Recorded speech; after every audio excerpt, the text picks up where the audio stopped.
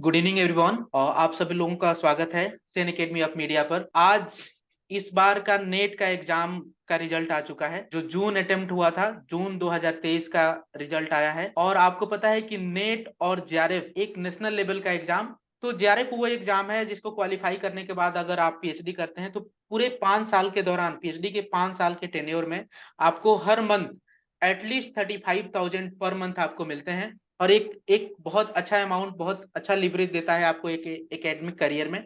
उस एग्जाम को क्वालिफाई किया है, ऑल इंडिया लेवल का एक एग्जाम है। आपके सामने प्रज्ञा शर्मा जी हैं। स्वागत है प्रज्ञा जी, आपने इस नेशनल लेवल के एग्जाम को क्वालिफाई किया है। आपसे बात करेंगे और आप अपने एक्सप्रेशन को, थोड़ा एक्सपीरियंसेस को शेयर करें, या फिर आपको कैसा लग रहा है, कैसा आपको फील हो रहा है, ये बताइए।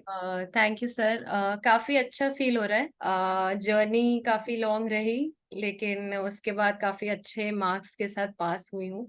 तो काफी अच्छा लग रहा है जेआरएफ क्लियर करके कि अब आगे बढ़ सकती हूँ मैं अपने पीएचडी के रास्ते में, और एक पहला स्टेप है अगर मैं देखूँ तो।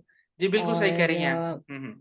काफी खुशी हो रही है, काफी हम्म, ज्यादा खुशी हो रही है। जी आपके साथ भी मैंने शेयर किया था, तब भी आपने मुझे बहुत कंग्रेचुलेट किया इस चीज को लेके, और फिर फैमिली वालों के साथ शेयर किया तो वो भी काफी खुश थे, जी जी। क्योंकि मैं खुद में भी बहुत खुश थी इस बात को लेके हम्म, कि काफी टाइम से मेहनत कर रही थी, और फिर फाइनली वो मेहनत एक दिन रंग लाती है तो अच्छा ही जी लगता है इंसान को।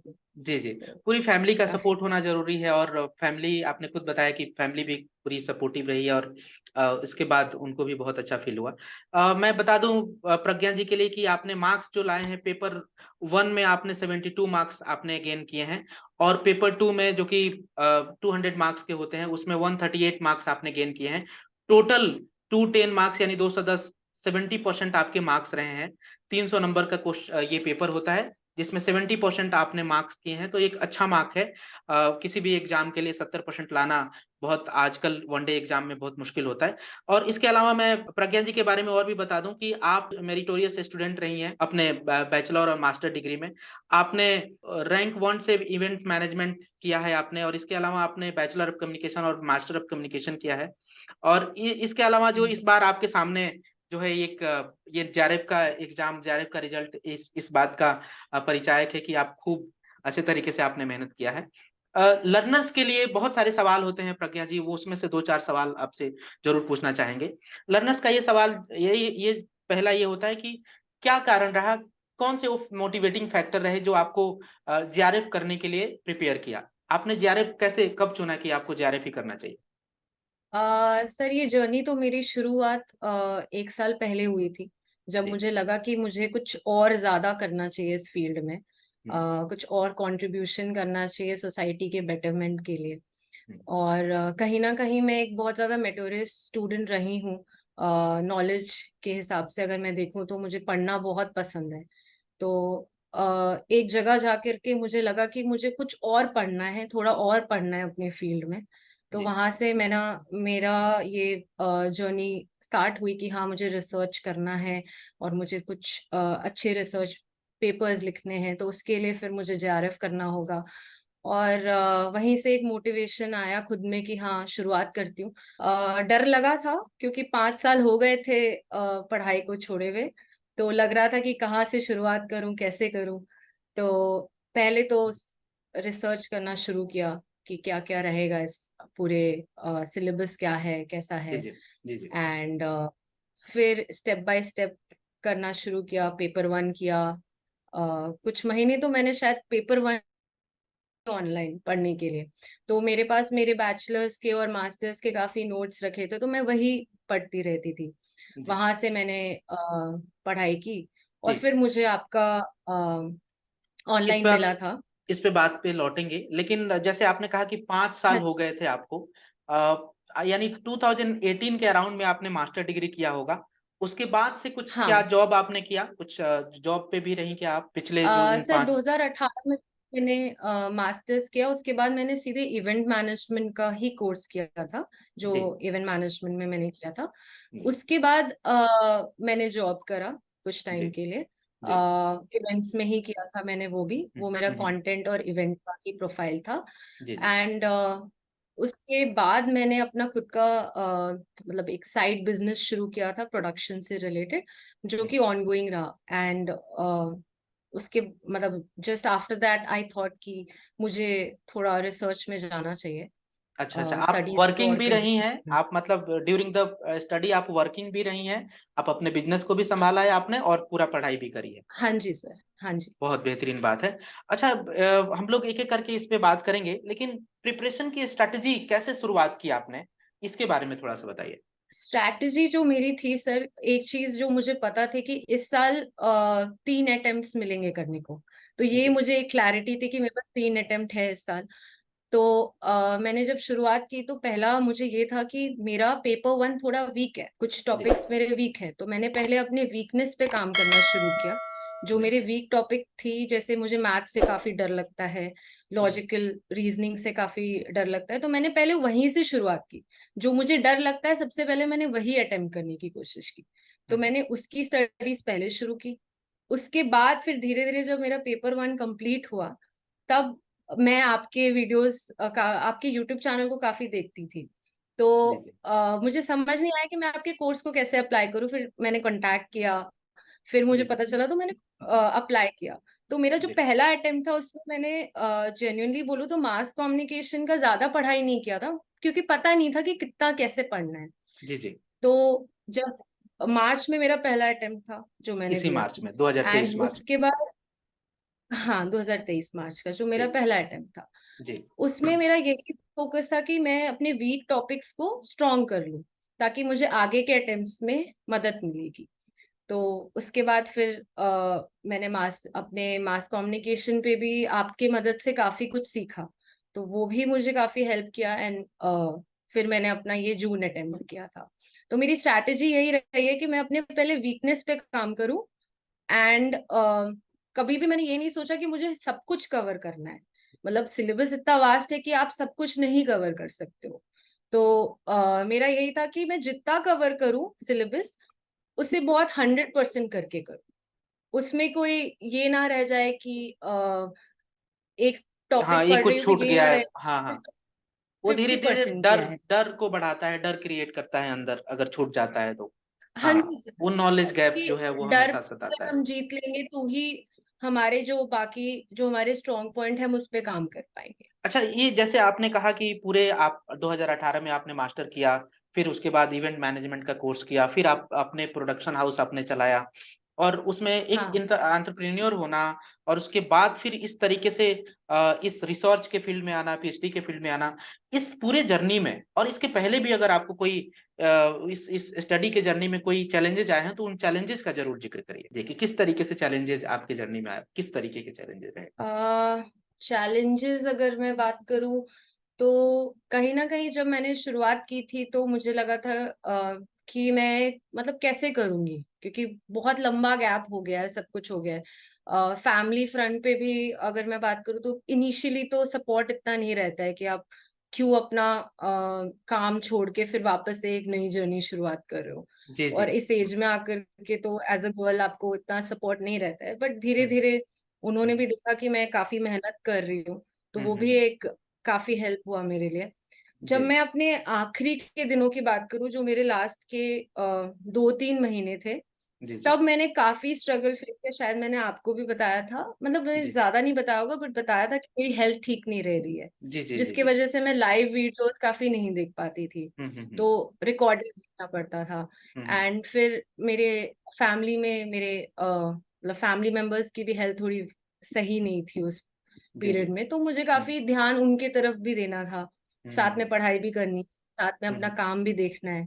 तो ये हम्म सारी चैलेंजेस पूरे दिन में रहते थे कि पूरा टाइम डिवाइड करके हर हम्म चीज करनी पड़ती थी। तो हम्म। वो थोड़ा एक डिफिकल्ट रहा इस पीरियड में, अगर मैं देखूं तो जो मेरे जर्नी ट्रायंगल में ऑफ डिफिकल्टी। वर्क डिवीजन अगर हम देखें, जैसे एक तरफ आपकी फैमिली, दूसरे तरफ आपका हाँ प्रोडक्शन हाउस, तीसरे तरफ आपकी ये पढ़ाई, हाँ।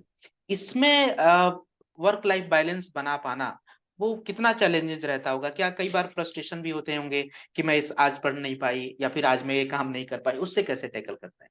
सर काफी फ्रस्ट्रेशन होती थी, क्योंकि जो आप प्लान करते हो, जैसा आप सोचते हो कि आप पढ़ोगे और इस दिन आप इतना करोगे या टारगेट बनाते हो, वो कभी कभी मीट नहीं होता है। कुछ चैलेंजेस आते हैं बीच में, कुछ आपको कहीं और अपने काम पे ध्यान देना होता है, तो जिसकी वजह से आप अपनी स्टडीज सही से नहीं कर पाओगे। तो उस समय डिमोटिवेट होती थी मैं, बट जैन सच्ची में बोलूं तो मैं जब आपके वीडियोस देखती थी, और जब भी मैं आप लाइव वीडियोस देते थे और जब आप मोटिवेट करते थे, वो मेरे लिए काफी काफी ज्यादा सपोर्ट रहा है, अगर रियली देखूं तो वो एक बहुत ज्यादा सपोर्ट था। और मैंने अपनी जर्नी में अपने रूम में जी मैंने विवेकानंद जी का एक कोट लिख मतलब रख रखा था जी दीवार पे जी चिपका के, जी जिसमें उन्होंने लिखा था कि आप रिस्क नहीं लोगे लाइफ में, मतलब अगर आप रिस्क ले रहे हो, तो जी अगर आप फेल करते हो तो आप जी। किसी को एडवाइस दे सकते हो कि क्या हम्म। नहीं करना चाहिए। जी जी तो जी। वो मेरा कांस्टेंट रहता था, जो मैं हमेशा सुबह उठते ही देखूं, हम्म। जो मुझे काफी मोटिवेट करता था। अपने संघर्षों तो की जर्नी को ही ये हम जनरली ट्रांसमिट करते हैं, एंसेस्ट्रल ट्रांसमिशन कह लीजिए, जनरेशन ट्रांसमिशन कह लीजिए उसको। अब बिल्कुल सही बात है, आप असिस्टेंट प्रोफेसर बनने जाएंगी, कल को रिसर्चर एसोसिएट प्रोफेसर बनेंगी, तो कुछ तो बताने के लिए होना चाहिए, कुछ तो संघर्षों की कहानी होनी चाहिए, बिल्कुल सही कहा। अच्छा, हाँ। जैसे आपने ये बताया कि ये पूरे चैलेंजेस में रूटीन कैसे क्या रहता होगा, कितने घंटे आप पेपर वन को और पेपर टू को आप दे पाती थी? सर मेरा फिक्स तो कुछ नहीं रहता था ऐसा, बट हाँ मतलब मेरा जो मैं जो करती थी उसमें मेरा ये रहता था कि मैं पेपर वन एटलीस्ट 3-4 घंटे दूं, कभी 2 घंटे देती थी। बट जैसे जैसे जर्नी आगे बढ़ती गई, जब मेरी पढ़ाई और स्ट्रांग होती गई, तो मैं 2 घंटे देती थी पेपर वन को, और मैं ज्यादा टाइम अपने पेपर टू को देती थी। 4-5 घंटे मैं पेपर टू के पढ़ने के लिए देती थी। रिवीजन मैं वीकली करती थी। जो जी मेरा जी रिवीजन का टाइम होता था वो मैं सैटरडे संडे वीकेंड्स पे जी जी। किया करती थी रिवीजन।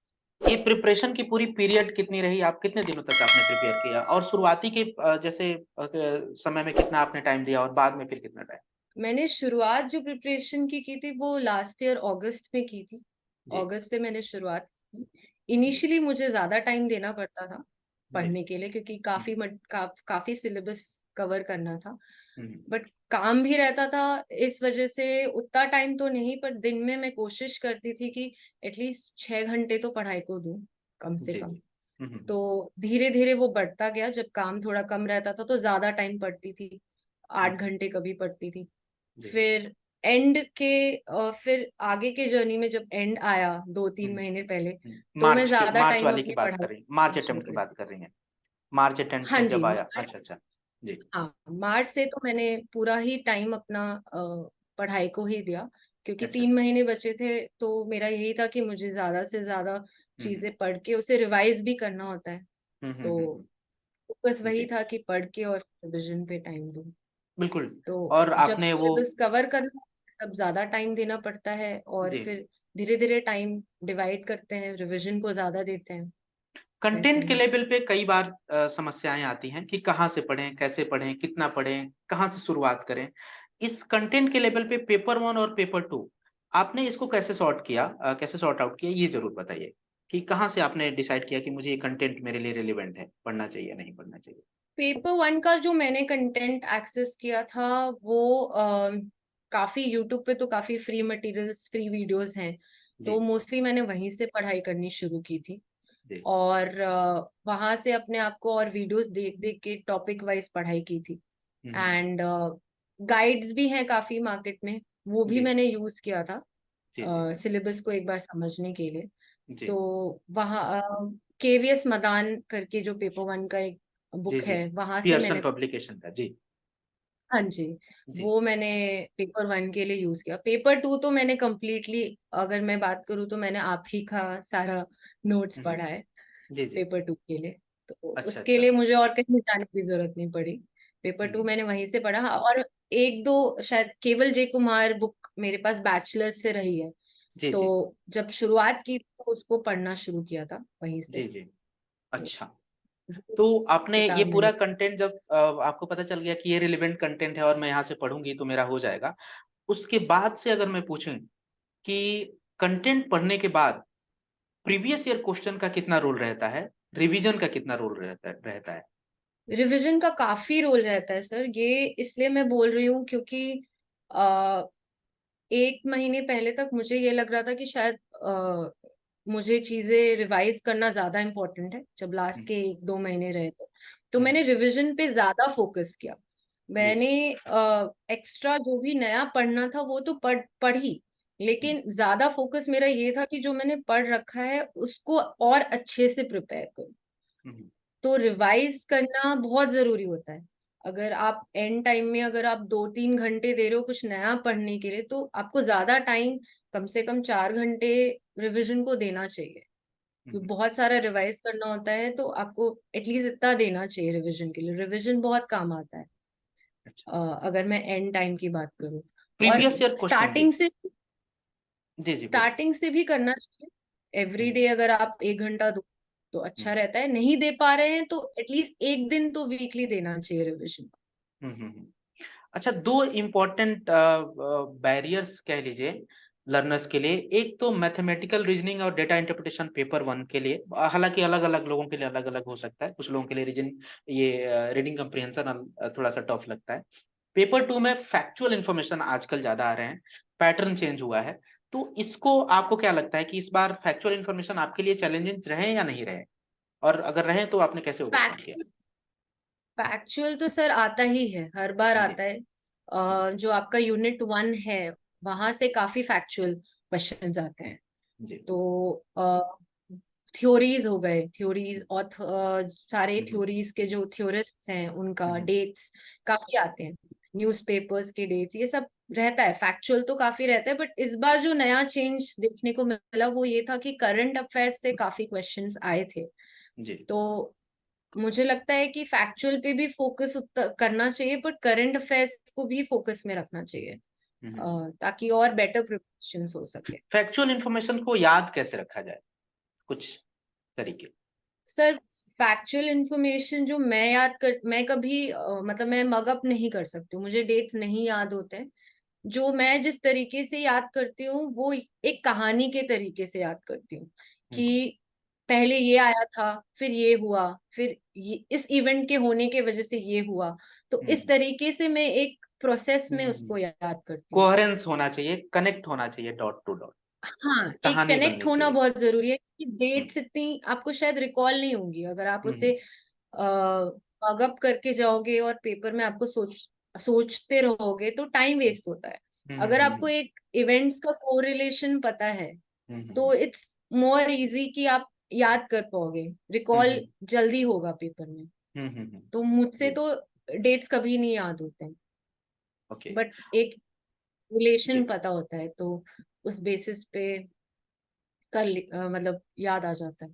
आपको कई लोग लर्नर्स का ये सवाल रहता है कि जो पेपर टू है और पेपर वन है, पेपर टू स्पेसिफिक होके बताइएगा कि उसमें कौन सा यूनिट वेटेज उस जिस यूनिट का ज्यादा रहता हो या कम रहता हो, किसी कोई पर्टिकुलर यूनिट है या फिर सबके लिए हमें समान समय देना चाहिए?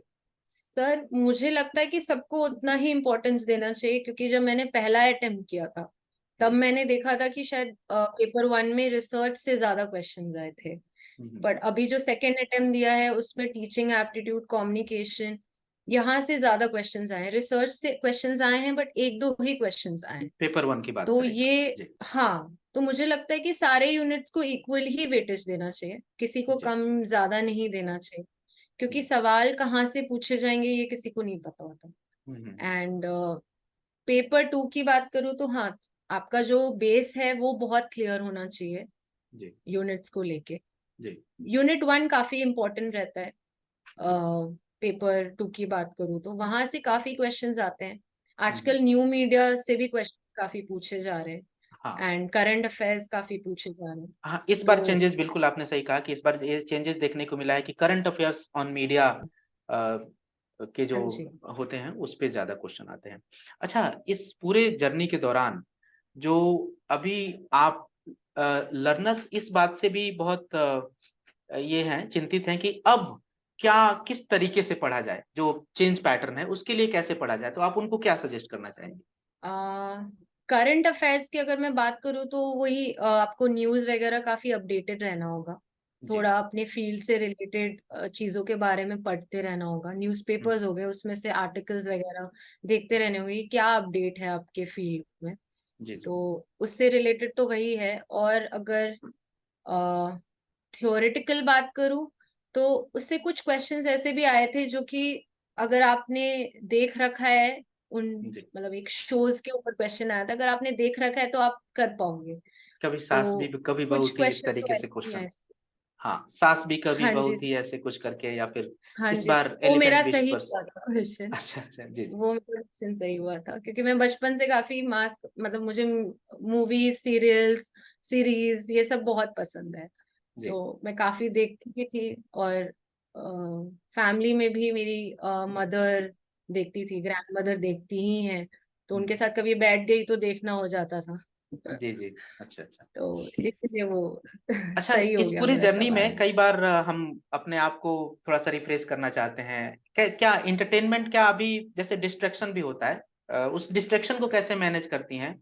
क्या जैसे कुछ व्हाट्सएप नोटिफिकेशन, बीच बीच में इंस्टाग्राम, क्या ये डिस्ट्रैक्ट करते हैं क्या आपको? और अगर डिस्ट्रैक्शन या फ्रस्ट्रेशन हो तो इंटरटेनमेंट करने के लिए अपने आप को क्या करती हैं आप, अपने आप को इंटरटेन करने के इंटरटेनमेंट के लिए तो मैं मोस्टली मूवीज ही देखती हूँ एंड लिए? जी। म्यूजिक सुनती हूँ। हम्म, तो वो मेरे लिए एंटरटेनमेंट के लिए एक लाइन है जो मैं करती ही हूँ। और मुझे हम्म, शोज देखना काफी पसंद है, नए वेब सीरीज देखना, अपडेटेड रहना बहुत अच्छा लगता है, स्टोरीज। तो हम्म, ये मैं देखती हूँ। हम्म, एंड अगर व्हाट्सएप मैसेजेस और नोटिफिकेशंस, हाँ ये इफेक्ट करते, तो मेरे फोन में हमेशा ऑफ ही रहता था। जब मैं पढ़ाई करती हूँ तो मेरा फोन हमेशा साइलेंट मोड पे रहेगा, जी और व्हाट्सएप नोटिफिकेशन ऑफ रखती हूँ। उस समय जी। मैं सिर्फ पढ़ाई करती थी। तो वो एक डिस्ट्रैक्शन नहीं आना चाहिए बीच में, मुझे लगता है, अच्छा अच्छा। जब आप पढ़ रहे हो तो। बिल्कुल हाँ बिल्कुल। जी। अच्छा, चलते चलते हम लोग ये बात करेंगे कि वो कुछ एक इम्पोर्टेंट बातें जो लर्नर्स को आप मैसेज देना चाहती हैं, कि आप उनको क्या कहना चाहेंगे, किस तरीके से वो प्रिपेयर करना स्टार्ट करें, जो खासकर पिछली बार आपने एक बार एग्जाम दिया है, आप सक्सेस नहीं हुई थी, तो उसके वो जो फीलिंग होता है फेल्योर होने का, उससे कैसे ओवरकम करें? सर, अगर फेलियर की फीलिंग नहीं आएगी तो हम सक्सेस नहीं हो सकते। अगर फेलियर नहीं देखा है तो सक्सेस हो ही नहीं सकते। तो जब ऐसा कुछ हो कि हाँ फेलियर है, तो उसमें ये भी तो देखना चाहिए कि अगर हमने फेल किया है तो हम कितना परसेंट मार्क्स हमें आया है। अगर हम 100 मार्क्स ला पाए या 170 मार्क्स आया, तो वो ये देखना चाहिए कि इतने सवाल तो मेरे सही हुए हैं ना, तो मुझे जी। थोड़ी और मेहनत करने की जरूरत है। तो जो मेरा एरिया स्ट्रांग है वो तो है ही, तो जो जी। नहीं है उस पे मैं वर्क। तो ये एक मोटिवेशन रखना चाहिए हमेशा। गलत डायरेक्शन में नहीं देखना चाहिए कि इतने सवाल मेरे गलत हो गए और मैं फेल हो गई। हम्म, तो जो अच्छा। अच्छा किया है उस पे फोकस रखना चाहिए, मुझे लगता है। जी, थैंक यू। और क्योंकि फिर से जी लास्ट जी बोल। जी लास्ट बोलिए। अटेम्प्ट में मेरे भी कम मार्क्स आए थे। तो हम्म, मुझे भी लग रहा था कि थोड़े क्वेश्चंस और सही हो जाते तो शायद मैं इसी बार में क्लियर कर जाती। हम्म। लेकिन फिर धीरे समझ में आया कि नहीं, और मेहनत करने की जरूरत है। तो और मेहनत किया तो आगे बढ़ गए। सेन एकेडमी के साथ आपकी जर्नी कितने दिनों तक रही, कितने दिनों की रही? मैंने सैन अकेडमी से मार्च में ज्वाइन किया था। जी एंड मार्च के बाद मैंने जो भी प्रिपरेशंस किए सैन अकेडमी से ही किया। और आपके वीडियोस तो काफी हेल्पफुल रहे, लाइव जो भी आपने सेशंस लिए, जितने भी फैकल्टीज थे उनके सेशंस काफी इफेक्टिव रहे। इनफैक्ट जो मैथ्स और डीआई के लिए तुषार गोयल सर हैं, हम्म, उनका सेशन मेरे लिए और हेल्पफुल है क्योंकि उन्होंने बहुत ट्रिक्स भी बताए जिससे जी जी। मैथ्स काफी इजीली सॉल्व हो जाता। तो हम्म। वो मुझे काफी हेल्पफुल था। जी। अगर मैं और भी टीचर्स हैं उनके भी सेशंस काफी हेल्पफुल रहे। तो ठीक है। मार्च से मैं जुड़ी रही हूँ, और जून अटेम्प्ट मैंने अभी दिया। आपने क्वालिफाई किया, यानी वो तीन मेरी, साढ़े तीन महीने का जो पूरा आपका रहा है, उसमें आपने खूब अपने तरीके से डिटरमाइन होकर अपना एफर्ट दिया। हाँ वो। प्रज्ञा जी, लेकिन चलते चलते एक मैसेज जरूर मैं आपसे पूछूंगा कि वो लर्नर्स के लिए क्या हाँ मैसेज होना जी। चाहिए जो हमेशा उनको मोटिवेटेड रखे? सर, लर्नर्स के लिए बस यही मोटिवेशन, मतलब ये मैसेज रहेगा कि उनको अपने स्ट्रेंथ्स पे फोकस करना चाहिए, जी वीकनेस को अपनी और स्ट्रेंथ बनानी चाहिए। अगर लगता है उनको कि ये मेरा वीक पॉइंट है तो पहले उस पे काम करो। जी जी। जो डर है पहले डर को ओवरकम करो, हम्म, एंड देन उसके बाद आप अपनी स्ट्रेंथ पे भी वर्क करते रहो। तो जी जी। अल्टीमेटली आपको सक्सेस मिल ही जानी है। और अगर आप थोड़े मार्क्स से रह भी गए हो तो कोई बात नहीं, एक और अटेम्प्ट है, अटेम्प्ट तो नहीं जा रहे हैं हाथ से, तो आप नेक्स्ट अटेम्प्ट में कर लेना, हो जाएगा। थोड़ी और हो, मेहनत लगेगी बट हो जाएगा। बिल्कुल सही कह रही हैं। और जिस तरीके से आपके पूरा ट्रायंगल रहा है, अलग अलग जो फील्ड है, फैमिली संभालना है, बिजनेस संभालना है, पढ़ाई करनी है, उसमें भी आप सक्सेस होके दिखाई है, एक अपने आप में ये काबिले तारीफ बात है। और आपकी जर्नी लोगों को सुन के बहुत इंस्पिरेशन फील होगा, मुझे पूरी उम्मीद है। लर्नर्स भी बताएंगे कि ये वीडियोस आप लोगों को कैसा लगा गाइज। और प्रज्ञा जी, आप यहाँ पे आई, अपना आपने एक्सपीरियंस शेयर किया, इसके लिए बहुत बहुत धन्यवाद आपका। और आने वाले समय में आपकी जो जर्नी रहे, आपकी जो फ्यूचर एंडेवर के लिए सेन एकेडमी की तरफ से ढेर सारी बधाइयाँ, और आप खूब आगे बढ़े। हम लोग सेशन को यहाँ पे एंड करते हैं। Thank you Pragya ji.